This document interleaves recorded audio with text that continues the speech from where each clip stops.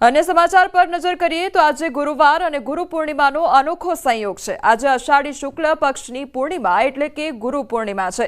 त्यारे महर्षि वेदव्यासजीना जन्मोत्सवने गुरु पूर्णिमा तरीके उजवવાની परंपरा रहेली है। महर्षि वेदव्यासजी 4 वेदोना रचयिता है અને गुरु पूर्णिमाए विष्णु भगवाननी पूजानो पण अनेरो महत्व रहेलुं छे। आजना दिवसे गुरुनी आराधनानी विशेष महिमा होय छे, जेने लईने मंदिरो તેમજ આશ્રમોમાં સવારથી ભક્તોની ભીડ જોવા મળતી હોય છે। અમદાવાદમાં વહેલી સવારથી ભક્તો જગન્નાથ મંદિરે દર્શન કરવા માટે પહોંચ્યા હતા, તો પાવાગઢ ખાતે વહેલી સવારથી જ ભક્તોનું ઘોડાપુર ઉમટ્યું છે। પૂનમના દર્શન માટે આસ્થાભેર વર્ષોથી માતાજીના દર્શનાર્થે આવતા હોય છે ભક્તો, અને આજે ધુમ્મસવાળા વાતાવરણમાં ભક્તોએ મંગળા આરતીના દર્શન કર્યા છે। આ તરફ ઊંઝામાં મા ઉમિયાધામમાં પણ વહેલી સવારથી ભક્તોની ભીડ જોવા મળી છે, તો દ્વારકામાં ભગવાન દ્વારકાધીશના દર્શન કરવા ભક્તો લાંબી કતારોમાં જોડાઈ ગયા છે। તો આ તમામ મંદિર પરિસરના એ દ્રશ્યો સામે આવ્યા છે કે જ્યાં વહેલી સવારથી જ ભક્તોનો જમાવડો જોવા મળી રહ્યો છે।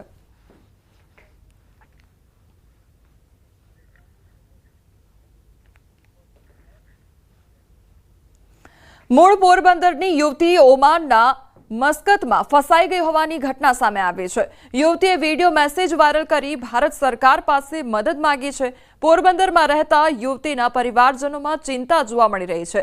ઓમાનમાં તેની સાથે અન્ય યુવતીઓ પણ ફસાઈ હોવાનો યુવતીનો દાવો છે। દીકરીને સહી સલામત પરત લાવવા પરિવારજનો દ્વારા માંગ કરવામાં આવી રહી છે।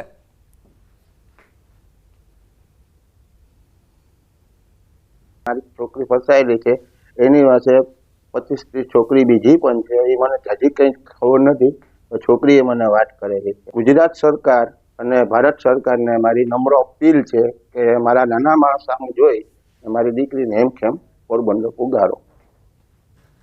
સુરતની સ્મીમેર હોસ્પિટલના વાયરલ વિડીયોને લઈ તપાસ કમિટીમાં ઘટસ્ફોટ થયો છે। કોઈ અજાણ્યા વ્યક્તિએ વિડીયો બનાવ્યો હતો અને મહિલાના પતિને જાણ બહાર વિડીયો બનાવી વાયરલ કરવામાં આવ્યો હતો।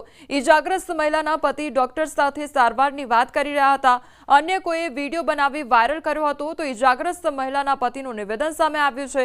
આ વિડીયો કોણે બનાવ્યો તે ખબર નથી। સ્મીમેર હોસ્પિટલમાં ડોક્ટર સારવાર આપી રહ્યા છે તે પ્રકારની વાત કરવામાં આવી છે। इसका इलाज सही से हो रहा है।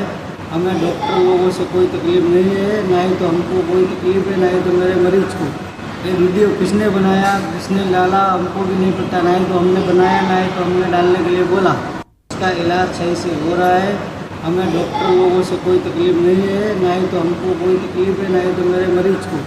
ये वीडियो किसने बनाया, किसने डाला, हमको भी नहीं पता। ना ही तो हमने बनाया, ना ही तो हमने डालने के लिए बोला। तपास कमिटी में खबर पड़ी कि भाई आ ત્રાહિત વ્યક્તિ છે, ત્રીજા કોઈ અજાણી વ્યક્તિએ આવું કર્યું છે। પેશન્ટ હાલ દાખલ છે અને એને સીટી સ્કેન ફૂલી કોન્શિયસ છે, ફૂલી ઓરિએન્ટેડ છે, બધી જે કમાન્ડ ઉભી કરે છે, એટલે ક્લિનિકલી એકદમ નોર્મલ છે। ચોમાસાની શરૂઆતથી વલસાડમાંથી પસાર થતા અમદાવાદ, મુંબઈ અને વાપી શામળાજી નેશનલ હાઈવે બિસ્માર બન્યા છે, જેના કારણે અવારનવાર અકસ્માતો સર્જાતા રહ્યા છે। પારડી નજીક પડેલા ખાડામાં બાઇક સવારના મોત બાદ લોકોમાં રોષ જોવા મળ્યો છે। ખાસ કરીને ઔદ્યોગિક વિસ્તારોમાં રસ્તાઓ પર ખાડાઓ વધતા વાહન ચાલકો નુકસાન ભોગવી રહ્યા છે અને કલાકો સુધી ટ્રાફિક જામ સર્જાતા હાલાકી ભોગવી રહ્યા છે। ત્યારે સ્થાનિકો અને વાહન ચાલકો તાત્કાલિક સ્થિતિ સુધારવાની માંગ પણ કરી રહ્યા છે। લોકલ રસ્તા બી સારા હોય એવી પરિસ્થિતિ આ હાઈવે ઉપર થઈ ગયેલી છે, અને એટલા બધા ખાડા, ભયંકર ખાડા છે ને, અને માટી રોડ ઉપર છે કે જે ડામર રોડ હોય, હાઈવે હોય એવું લાગતું જ નથી, અને એકદમ માટી છે। અને ખાડા એટલા બધા છે કે જે ન પૂછો વાત। અમારે દવાખાને કહેવાતા હોય, બીમાર પડ્યા ને જવું હોય ને તો બહુ વિચાર કરવો પડે કે કેવી રીતે જઈએ। દરેકને એટલી બધી વાહનવાળાને પરિસ્થિતિ ખરાબ થઈ ગયેલી છે ને કે કેવી રીતે નીકળવું, કેવી રીતે જવું, અર્જન્ટ કોઈ કામ હોય, દવાખાને જવું હોય તો કેવી રીતે જઈએ, ये हमारे विचार करना पड़े। पहली बार इसमें इस रोड के सबसे ज़्यादा गड्ढे की प्रॉब्लम आ जाती है। जब भी रोड बनाते हैं एक ही दिन में पूरा रोड बन के तैयार हो जाएगा आपका। अब मतलब बरसात खत्म होने के बाद एक ही दिन में रोड पूरा बना देंगे वापिस यहाँ तक। और पहली बार ऐसा हुई कि बड़े बड़े गड्ढे चालू, चाहे एक्सीडेंट हो, चाहे गाड़ी टूटे, चाहे आदमी मारे, कोई सुनने वाला नहीं है इस रोड पे। વરસાદથી જ વલસાડ જિલ્લાના મોટા ભાગના રસ્તાઓનું ધોવાણ થયું છે। સૌથી વધુ ખરાબ સ્થિતિ છે વલસાડથી અમદાવાદ મુંબઈ નેશનલ હાઈવેને સાથે સાથે વાપીથી શામળાજી જતો આ હાઈવે છે। અત્યારે જે દ્રશ્યો જોઈ રહ્યા છો, વાપીથી શામળાજી જતો આ હાઈવે છે। અહીંયા આગળ હાઈવે પર મસ્ત મોટા ખાડા પડે છે, ઉપર ક્યાંય દૂર દૂર સુધી છે। અહીંયા આગળ ડામરનું નામ નથી। આ હાઈવે નેશનલ હાઈવે નહીં, પરંતુ કોઈ ગામનો અંતરિયાળ વિસ્તારનો ખાડાવાળો હાઈવે હોય એવું લાગી રહ્યું છે। અહીંયા આગળ અવારનવાર અકસ્માતો સર્જાઈ રહ્યા છે। પારડી નજીક અમદાવાદ મુંબઈ નેશનલ હાઈવે પર ખાડામાં પડતા એક બાઇક ચાલકનું કરુણ મોત નીપજ્યું હતું। ઉપર છે ટ્રક ચડી જતા તેનું ઘટના સ્થળ પર જ કરુણ મોત નીપજ્યું હતું। આમ ખરાબ હાઈવેને કારણે અવારનવાર છે અકસ્માતો સર્જાઈ રહ્યા છે। અહીંયાથી જવામાં પહેલાં 1.5 કલાક લાગતો હતો, મને 1.25 કલાક લાગતો હતો। હમણાં અપડાઉનમાં મને 2.5 કલાક લાગે। તો આ રસ્તાનો તો એવું છે કે અત્યારે કે રાતના કોઈક દિવસ ગાડી બંધ પડ્યું તો બહુ હાલત ખરાબ થઈ જાય। અડધો તો અમારું ગાડી જે છે રસ્તા માટે જ બંધ પડી જાય અમુક રાતના। એકવાર તો હું અહીંયા રાતના ફસાઈ ગયો હતો। દિવ્યેશભાઈ, કે આ હાઈવેની હાલત શું છે અને કઈ રીતે સમસ્યા સર્જાઈ રહી છે? આ હાલતમાં એવું છે કે દર વર્ષે જ આ રીતનું બનતું હોય છે ઘટના, અને દર વર્ષે રસ્તાની સ્થિતિ જે હોય આ જ રીતની હોય છે। એ રસ્તામાં એ લોકો જે કામકાજ કરાવો કેવું કરાવો ખબર નથી પડતી, પણ જે બી કામકાજ કરાવો છે યોગ્ય રીતે કરો, જેથી અમને વાહન ચાલકોને તકલીફ ના પડે। અકસ્માતો પણ ઘણા એ રીતે અહીંયા બની ગયા છે। ઘણા રસ્તામાં એવું થાય છે કે વાહનો જે છે મોટા મોટા ટ્રકો છે એમ જ પલટી ખાય છે। એ બી ખાડા ખબૂચિયાના લીધે પલટી થઈ જતા છે। એમાં જે માસૂમ લોકો પણ ફસાઈ જાય છે। ઘણીવાર પુલને આગળ પણ એક હાદસો બન્યો હતો, જેની અંદર એક ટ્રક ફસાઈ ગયો હતો અને એના સાથે બીજા બાઇક ચાલકો બી અથડાયા હતા। જીવલેણ અકસ્માતો સર્જાઈ રહ્યા છે ને નિર્દોષ લોકોના ભોગ લેવાઈ રહ્યા છે। ત્યારે અહીંયાથી પસાર થતા વાહન ચાલકો અને સ્થાનિક જે આજુબાજુના ગામના લોકો છે તેમની પણ ઉગ્ર માંગ છે કે અહીંયા આગળ વહેલી તકે આ વલસાડ જિલ્લાના અને ખાસ કરીને નેશનલ હાઈવેની હાલત સુધારવામાં આવે। ભરતસિંહ વાડેર, ન્યૂઝ 18 ગુજરાતી, વાપી। જૂનાગઢના વંથલી તાલુકાના ગામડાઓમાં રસ્તાઓની સ્થિતિ દિવસે ને દિવસે વધુ ખરાબ બની રહી છે। કણજા, કણજડી તેમજ ખોખરડા સહિતના માર્ગો બિસ્માર હાલતમાં જોવા મળી રહ્યા છે। લોકોને ચાલવું પણ મુશ્કેલ બની ગયું છે।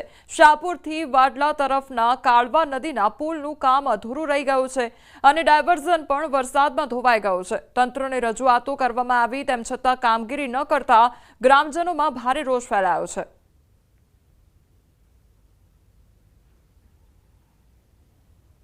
જેસીબીથી ખાલી આમ ધક્કો મારીને વયા ગયા, એ પછી કાંઈ કોઈ આવ્યું જ નથી। સાઈડ શોલ્ડર કરવા કે દાબીનો નિકાલ કરવા કોઈ આવ્યું નથી। અત્યારે વિદ્યાર્થીઓને તકલીફ અંદાજથી વધારે વિદ્યાર્થીને તકલીફ પડે છે, કારણ અત્યારે જે સ્કૂલ બસ આવે એ સ્કૂલ બસને કરવું હોય ને તો અમે મોટરસાયકલ વાળો હોય તો હવે મોટરસાયકલ વાળાને રિવેસ લેવું કે બસ વાળાને રિવેસ લેવું, અને અકસ્માતનો મોટો ભય છે અત્યારે વિદ્યાર્થીને। તો એની જવાબદારી કોની? કણજડી રોડ જાય બહુ ખાડા છે। અત્યારે તંત્ર ખાડા બુરું આવ્યું હતું, અમે બધા લોકોએ તેને મનાઈ કરી, કારણ કે તો અત્યારે તંત્ર કામ કરવા આવે એ ખાડા પાછા 5 દીમાં બગડી જવાના। તો ઉનાળામાં તંત્ર ગયું ક્યાં બધું? અને આ અમારો રોડ છે એ 2 વર્ષથી મંજૂર થઈ ગયો છે।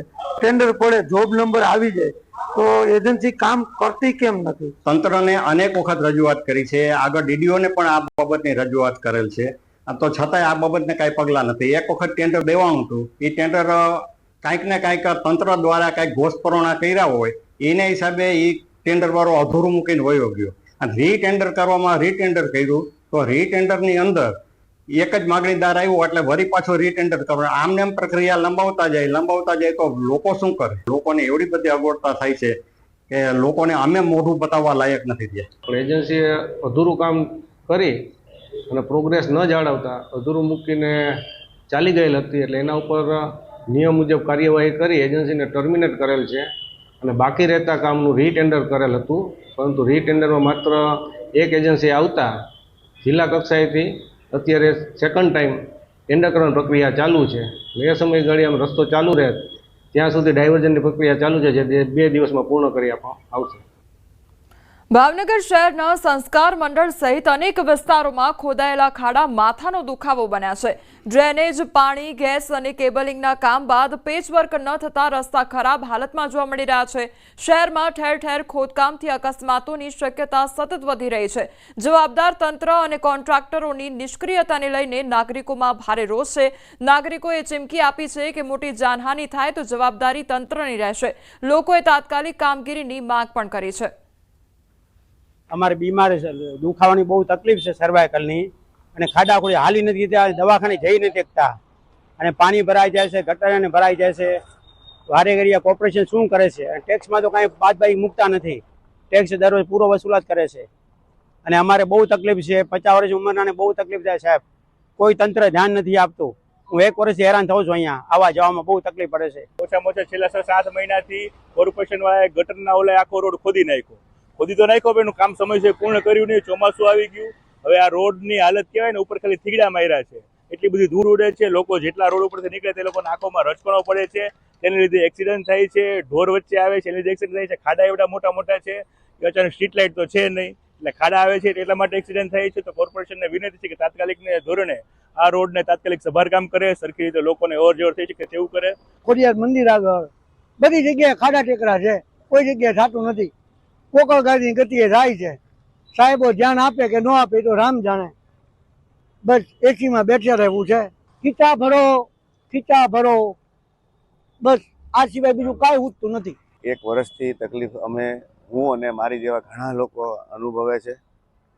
રોડના કામ કરે, ગટરના કામ કરે, નળના કામ કરે, મેનહોલના કામ કરે, પરંતુ કોઈ તંત્ર પાસે વ્યવસ્થા કે સંદર્ભ નથી અથવા તો મેનેજમેન્ટ નથી. નહીંતર 1 વર્ષ સુધી રોડના કામ પૂરા ન થાય અને લોકો આમાં પડે, આખડે, વાગે, એક્સિડન્ટ થાય, એની જવાબદાર કોણ થશે?